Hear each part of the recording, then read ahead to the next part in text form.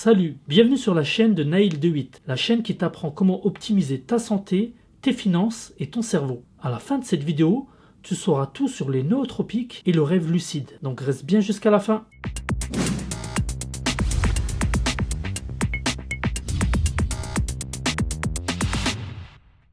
Donc tout d'abord, j'aimerais commencer à rappeler que je ne suis pas médecin et je partage ici juste mon expérience, donc ce n'est pas un encouragement à faire ce que je fais, mais plutôt une information que je vous donne. Et à vous de faire votre travail et de voir ce que vous voulez faire. N'oubliez pas de consulter la description de la vidéo, c'est juste en dessous de la vidéo et je mets plein de liens pour vous vers des produits que j'utilise et vous aurez également la possibilité de vous inscrire à ma newsletter. Je suis en train d'écrire un livre que je vous enverrai prochainement gratuitement pour ceux qui s'inscrivent. Commençons par une définition. Qu'est-ce que le rêve lucide? Le rêve lucide est un état pendant lequel vous rêvez, mais vous êtes en même temps conscient que vous êtes en train de rêver. C'est un état qu'on a tous connu à peu près. Souvent avant de se réveiller, on est dans le rêve. Et on se rend compte un peu qu'on est en train de rêver et souvent ça mène au réveil. Et le but pour ceux qui recherchent le rêve lucide, c'est de pouvoir prolonger cet état et d'être le plus longtemps en rêve lucide. Quel avantage ça procure? Cela permet d'avoir une certaine activité avec le rêve. Donc on peut sauter, on peut voler un peu à la Matrix tout en étant dans le rêve. Donc on a des super pouvoirs, on saute d'un immeuble à l'autre, on vole. Et ça permet d'être plus créatif. Certaines personnes... et en profitent pour résoudre des problèmes ou écrire des pièces de théâtre. Il y a des personnes qui ont décrit ça. Donc c'est vraiment un état que certaines personnes recherchent. Alors quel rapport avec les nootropiques et le rêve lucide? Il faut savoir que le rêve lucide c'est un monde à part, donc c'est un domaine à part entière. Il y a beaucoup de livres, c'est un sujet assez passionnant. Vous pouvez vous demander mais que viennent faire les nootropiques dans cette affaire? On s'est aperçu que certains nootropiques pouvaient faciliter à arriver à l'état de rêve lucide.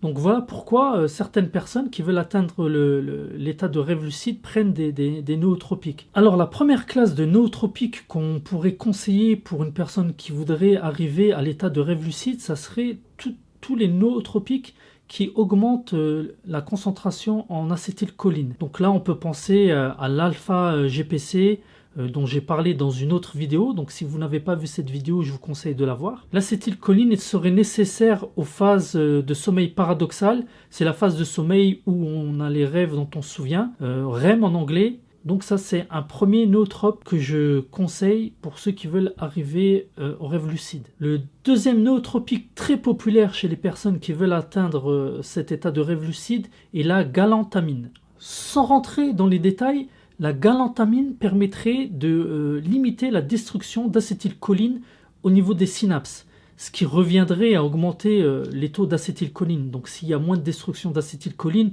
c'est comme si vous aviez plus d'acétylcholine dans les synapses. Donc c'est vraiment un nootropique très utilisé par certaines personnes qui veulent atteindre l'état de rêve lucide par la chimie et les compléments. Comme toute substance qui joue avec la chimie du cerveau, la galantamine est vraiment une molécule à prendre avec précaution et sur des très petites périodes. En effet, certaines personnes décrivent des effets secondaires allant de la simple nausée à des problèmes gastro-intestinaux. Pour ma part, j'ai expérimenté ce que l'on appelle la paralysie du sommeil.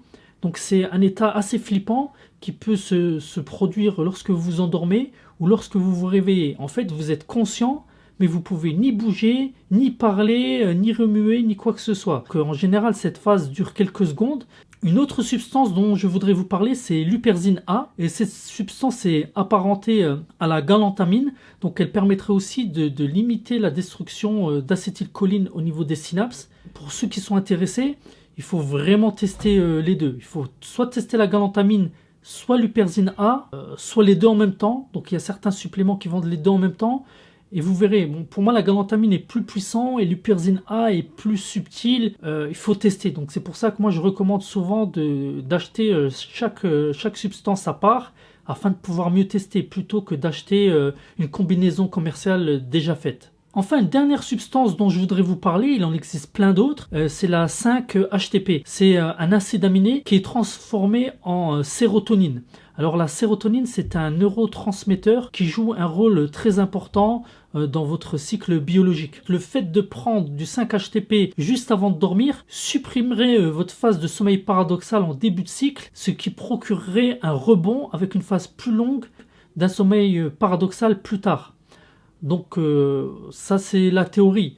Donc certaines personnes répondent très bien au 5-HTP, d'autres personnes un peu moins bien. Et surtout, ne pas utiliser ces substances sur de long terme. Dès qu'on joue avec la chimie du cerveau, il faut vraiment tester ça à petite dose. En conclusion, parmi les effets des nootropiques, il y a le fait que certaines substances pourraient faciliter l'accès aux rêves lucides.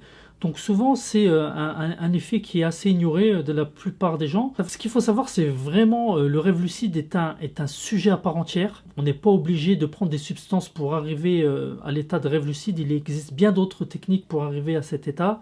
Pour ceux que ça intéresse, je vais mettre des liens sur des livres en bas dans la description et des liens vers des substances que j'ai utilisées pour atteindre cet état de rêve lucide. Quoi qu'il en soit, je déconseille vraiment de prendre ces substances, surtout le 5-HTP qui se transforme en sérotonine pendant de très longues périodes.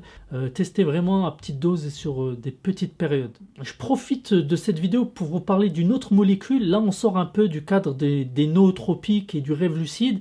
On a un niveau supérieur. Je voulais vous parler d'une molécule qui, moi, m'intéresse, qui est la DMT, qui est la molécule de Dieu et qui permettrait apparemment d'avoir une expérience mystique assez extraordinaire et intéressante sans effets secondaires. Donc, je recherche surtout des substances qui peuvent aider, qui peuvent permettre d'augmenter la cognition et de faire des expériences, mais surtout sans se bousiller, sans faire des mauvais trips ou des choses comme ça.